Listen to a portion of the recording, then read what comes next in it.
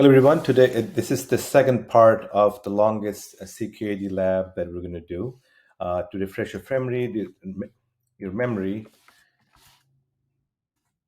we have three parts: a persistent volume, a persistent volume claim, and mount that claim onto a pod.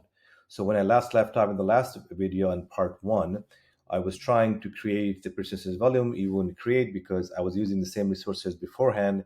And since then, I've deleted the resources, so it will now refresh. So let's look at the YAML we had created last time. It's a full volume named manual storage class. Storage is 2 GB and mounting from the local mounting locally from a node. So let's see if that works. Okay, apply -f a.yaml. Okay, get pv. You see the volume has been created.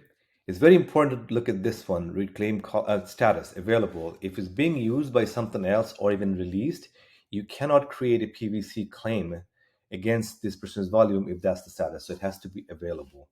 And it matches what we need. It's a manual storage class and 2 GB capacity, and read write multiple is the permission mode. So that's part one. So let's look at part two,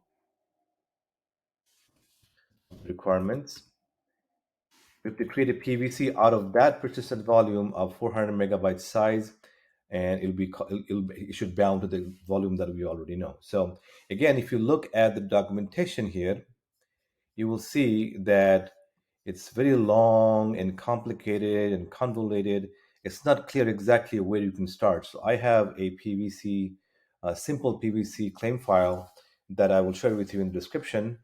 So let's look at that. And we're going to start with that.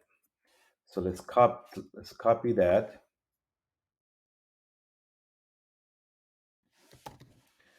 b.yaml is our second step. And let's put the requirement into that file so we can take a look at the same file while you're working on it. So let's look at the file now. Requirement is, the name is foo-pvc. We already have that.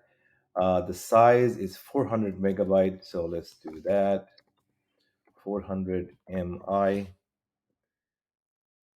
And what else? And we'll bound to that volume. Now, what's happening here is, here you will see it's not doing anything about which volume is mounting from, right? That's because as long as storage class matches, and if we don't have any special requirements, it will find the first one available, and that happens to be available, so that should work. So basically, it's going to create a chunk of that disk and make it into a ticket that we will use in the pod in the third step. But it will work because there's only one available. Let's try and apply this. And let's take a look at the PVC. PVC is it's like a ticket to a movie. The movie already exists. You get one seat. And you see it says bound. That's good. That means it found a disk that it can get what we need out of it. So that PVC is now done.